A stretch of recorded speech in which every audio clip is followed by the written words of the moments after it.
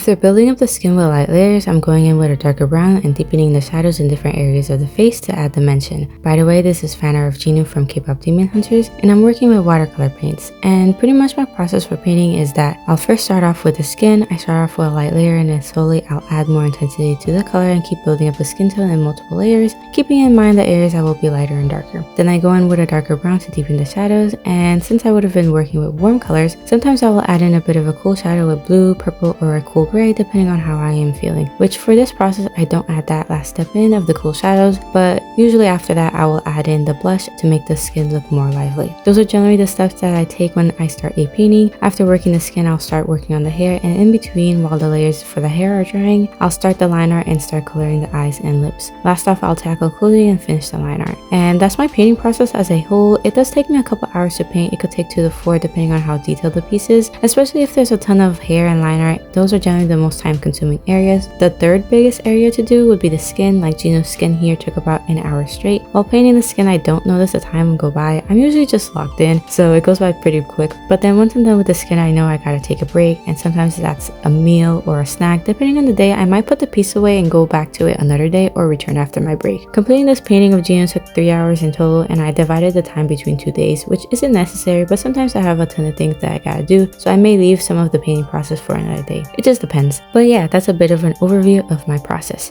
See you in the next cut.